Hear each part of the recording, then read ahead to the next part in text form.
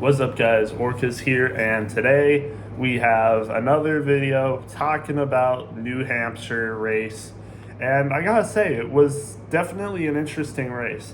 I did have some issues with it, not entirely on the race. It was more my personal issues because I was working when this race started, and I didn't get back home until 5, so I had a lot of catching up to do. But interestingly enough, even though it was 4 hours after the race started, the race was still technically going because there was a long red flag because there was lightning in the area. Then it started raining on the track.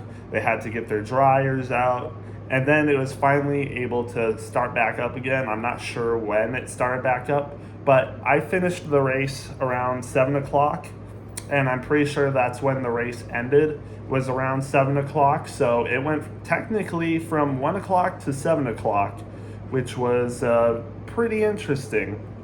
But, I skipped a lot of side-by-side commercial breaks racing, so I wasn't really watching that stuff because I was a long time behind, so I skipped through a lot of the side-by-side. I only saw the full screen racing, so I didn't see as much of this race as probably everyone else did, but I still saw most of it, and I would say it wasn't a bad race at all. Another short track race, I think. It's a lot faster of a short track. It's kind of like Iowa, but I thought it was decent. The racing wasn't bad. The leader seemed to get ahead very quickly, though. First place, as soon as the green flag started, the leader whoever the leader was, just immediately zoomed ahead to first place. It was barely any challenge to, take the lead, honestly. And that goes for the first half of the race and the second half. Even on the wet tires, it was so easy to just get first place and lead the entire time. There was really no one challenging first place at all during this race. As soon as someone got first place, they had it, and it was that easy. I mean, you saw early in the race, Chase Elliott took the lead, and within 5 laps, he was ahead by 4 seconds. Now, Christopher Bell, I think, actually did end up passing him later. It took a while, but I think he actually did end up passing him late in the first stage, and I'm pretty sure he got the stage win. I could be wrong on that. I think he did, though. Again, like I said, I didn't watch as much of this race as everyone else did because I was skipping the side-by-sides during commercial break. So I wasn't watching that racing. I was only watching the full screen racing. So, again, didn't see all that, but I'm pretty sure Bell ended up passing Elliott to win stage 1. So I guess that was one of the, first place passes that did happen. But, again, I thought the race was decent. Just a classic short track race. And I would say the short track racing during the second half of the season has definitely improved from the first half. I mean, you had races like Richmond and Martinsville. Those just were not good. And as great as, Bristol was, you could tell it wasn't going to be a good race if that tire fall off wasn't happening. It definitely would have not been anywhere close to a great race if that tire fall off didn't happen. So it was honestly kind of by luck that race ended up being a great race. But, I think the second half has been great. North Wilkesboro wasn't the greatest race ever, but that's not a regular season race, so we don't really count that. But Iowa was a good race, and now New Hampshire was a good race. I wouldn't say New Hampshire was as good as Iowa, though. I'll get to the rating later, but it wasn't as entertaining. Some parts definitely were as, if not more, entertaining than Iowa, but it was it didn't last as long, in my opinion. The first half of the racing was decent. It was getting tense. I had some of this race spoiled to me. So one of the things had spoiled to me is that Logano and Logano and Elliott got into a wreck. I saw that, so I knew they weren't running in the top 10 anymore. I also saw that Truex got into a good wreck, and I saw that he was done for the day. And as you guys know, Truex is one of my favorites, so I was kind of like, for some reason, I was anxious, even though I knew it happened.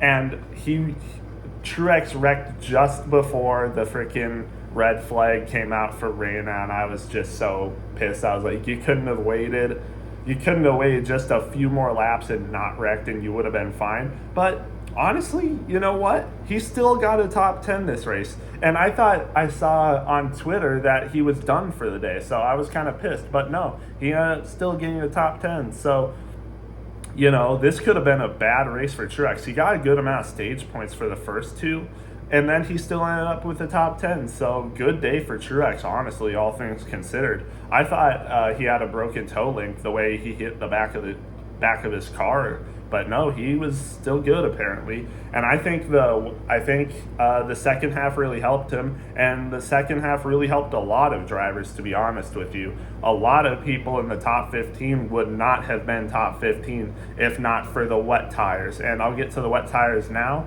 The track still wasn't dried, but NASCAR put wet tires on the cars so they could go racing even though the track was still wet. And this is what honestly really made the race a lot better, in my opinion. If it didn't have these wet tires, I probably would have given it a low 70. But since they got these wet tires in, it's definitely higher than a low 70. So yeah, the wet tire racing was amazing. I've never seen the racing that they've done ever. You had cars going 5 wide, 4 wide, and they were all spaced out. It's not like they were all bumper to bumper. No, there were cars all around the track. You had cars going right down the apron, right next to the grass, and then you had people running high side, you had people running middle. It was crazy. The racing was insane. And again, this wet tires really benefited some people, but it really hurt other people. One person it really benefited was Chase Briscoe, who ended up getting second this race. He was running in the 20th spots basically the entire race. He almost got lapped on stage 1 and stage 2, I think. And he went from running mid-20s to getting a second place finish because of the wet tires. And he even said in his interview he is really thankful about the rain and the wet tires, because that literally saved his race. That's literally his own words, that the rain literally saved his race. So sometimes things go your way. And we're also going to get into points later, like regular season points, playoff bubble. This really helped Chase Briscoe, because this could have been a bad race if he ended up finishing where he was supposed to. But yeah, just really helped some people. And we'll get to more people later. But I don't think I've really talked about the winner a lot. Christopher Bell ends up winning this race. He was definitely the person that deserved it the most. Christopher Bell, he was running first literally at any point of this race except for the very beginning, honestly, and then some points scattered in between. But he was easily the favorite to win this race. You could tell a mile away that this was his race to win, especially when he made that stage 1 first place pass on Chase Elliott. You could tell this was his race to win, and he ends up getting it done. No matter, it didn't make a difference that they switched to wet tires, because it seemed like he was even more dominant when they put the wet tires on. No one really got even close to him when he was running in first. There were some people that were getting close to him, but this was his race to win, and no matter how many cautions there were, he was just getting this restart insanely fast. No one could beat him. It was too easy for Christopher Bell. Third win of the season. Christopher Bell's looking good. So, yeah, good race for Christopher Bell. Now has 3 wins on the season, tied for the most, I'm pretty sure. Just a good race for Christopher Bell. And with that, let's get into all the other drivers. Chase Briscoe, like I said, getting a second. Josh Berry ran good all day as well. He ends up getting a third. He was running in the top 5 basically actually the entire day. I mean, I don't think he ever went outside the top 20. So, I mean, good for Josh Berry. Kyle Larson gets a fourth. There was some drama between him, his spotter, and Hamlin. Hamlin was running him hard and, maybe a little bit dominantly. And the spotter kind of got to him. He's like, you know why he keeps doing this to you is because you let him. And Larson wasn't happy, but he still gets a 4th place finish. Not a bad day for him. I'd say the wet tires really helped him a lot as well, so good for him. Chris Buescher also had the wet tires really help a lot as well. He was running in the top, he was running like close to only top 20 speed and then ends up getting all the way to top 5, so good for him. Tyler Reddick gets a 6th place, not bad. Ricky Stenhouse Jr. gets a 7th place finish, and the wet tires really helped him as well as John Hunter Nemechek. Top 10 place finish. He gets 8th. Really good for him. He doesn't really see this that much. Legacy hasn't been running the best this year, but whenever they get good finishes like this, it's a good day for them. And I'd say the wet tires really helped in that. Truex, like I said, even though he had a really bad crash, he still found his way up to the top 10. This could have been a bad race for him, but he ends up maintaining his spots. He gets a 9th place finish, 42 points for this race. I mean, he could have only had less than 20, but since he got those stage points and he got this finish, good race for him. Ross Chastain rounds out the top 10 with the 10th place finish. Good, consistent race for him. Priest gets 11th. Not too bad for him. Don't really see him up here that much. Wet tires really helped him a lot, honestly. He once they had the wet tires, I think he gained plus 13 positions or something. That's insane for him. Todd Gilliland actually had a good race too. He was running in the top 10 a lot of the day. Gets a 12th. Jones with the 13th, not bad. Harrison Burton gets a 14th. You don't really see that often, so good for him. I don't expect Burton to be in the Cup Series next year. I think someone's going to take the Wood Brothers spot. Maybe he'll get one of the Haas factory team Xfinity spots next year, but we'll have to wait and see. McDowell rounds out the top 15, pretty good for him. And I'm going to skip a lot of these people here. I'm going to go all the way down to Denny Hamlin in 24th. He had a good race, but this is one of the few people where I'd say the wet tires actually hurt their performance. Denny Hamlin was running in the top 10, top 15 most of this race, but unfortunately, I don't think the wet tires really worked for him, and he ended up falling all the way down to 24th. So unfortunate for him, just not his day today. And yeah, it's unfortunate. Gibbs hasn't been, I know Bell won the race and Truex got a top 10, but other than that, they haven't been looking the best lately. Gibbs got I didn't say this, but Gibbs got 16th. I think he should have gotten better than that. And I think the wet tires, kind of hurt him. I think he could have gotten a top 10 finish, but just didn't. Denny Hamlin should have got a top 10 finish, but just didn't. And Truex almost didn't get a top 10 finish, but I think the wet tires saved him or else he wouldn't have. So, I think Gibbs has to step it up. Again, like I said, Bell won this race, but things aren't looking good for JGR. At this rate, it looks like JGR might not even make any cars in the championship aside for possibly Christopher Bell, but things can happen and JGR could have another fall off. So we'll just have to wait and see. Ryan Blaney had a 25th place finish.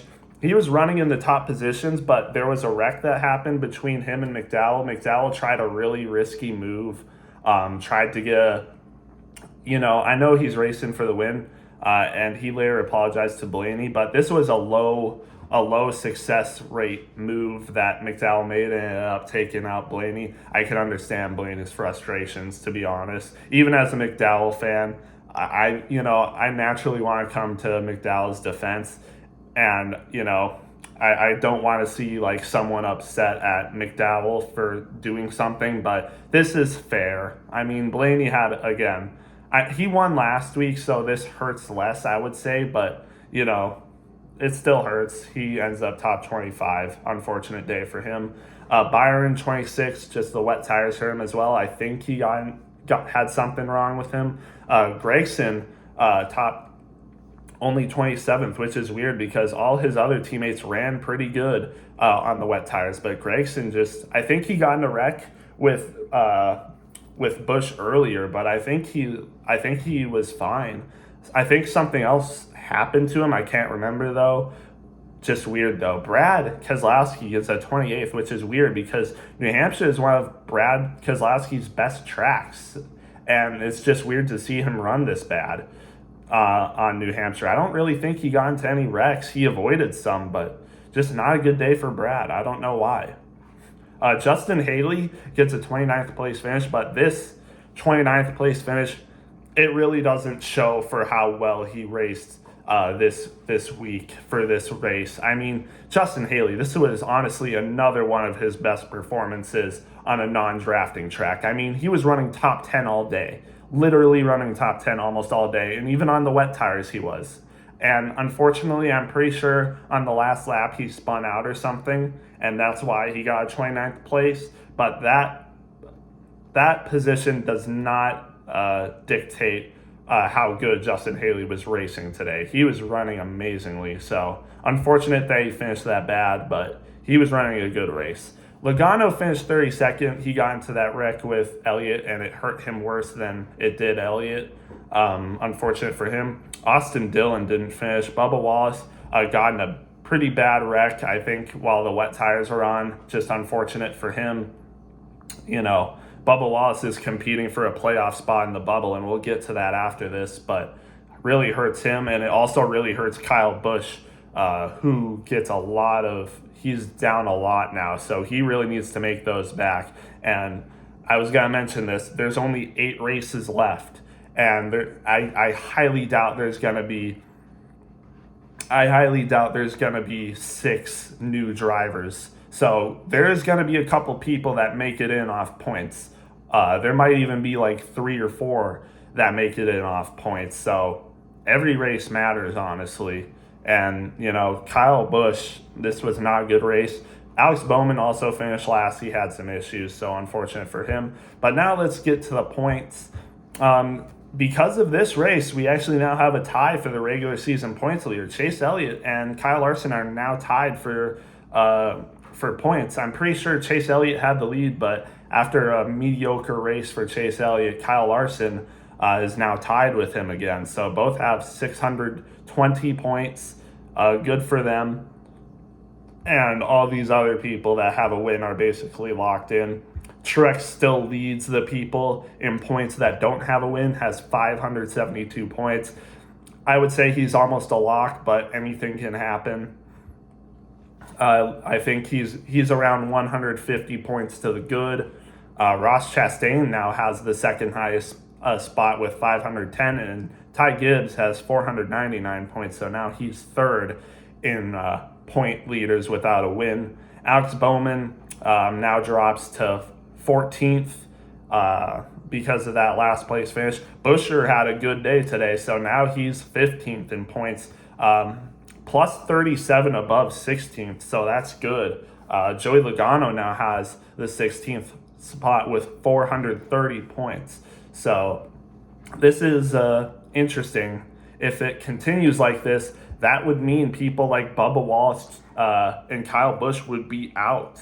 And I'll get to them now. Bubba Wallace with that DNF is now 17th when he was either 16th or 15th at the start of this race. And now he has 417 points. So now he's minus 13 off of Joey Logano. And, you know, they're going to have to pick it up.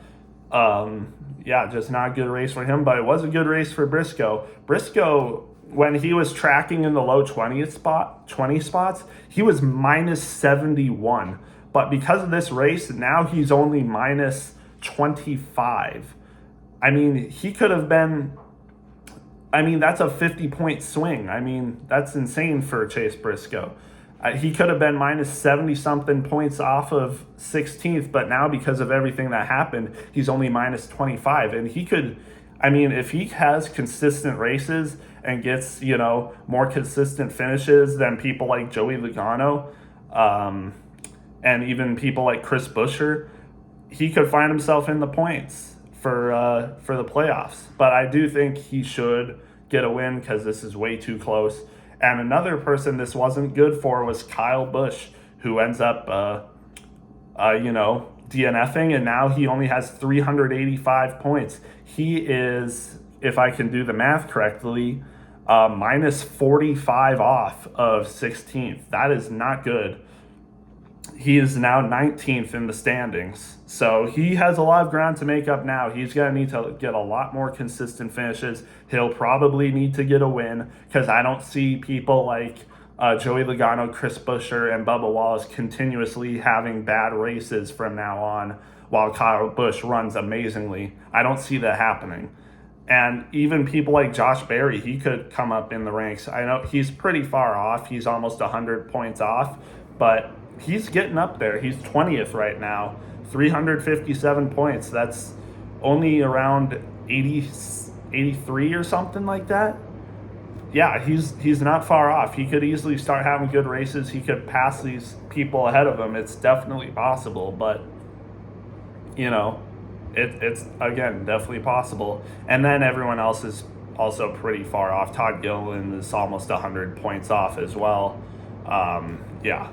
But those people are pretty close. I'd say people like Chase Briscoe needs to continuously running good. He needs to run better than what he did earlier this race.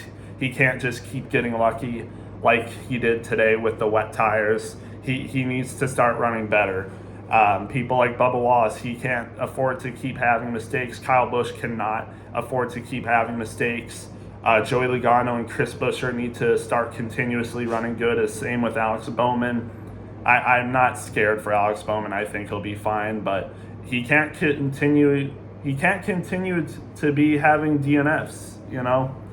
But yeah, that's just all I have for this race. Back to the race. I would say, this was a really good race, honestly, especially with the wet tires.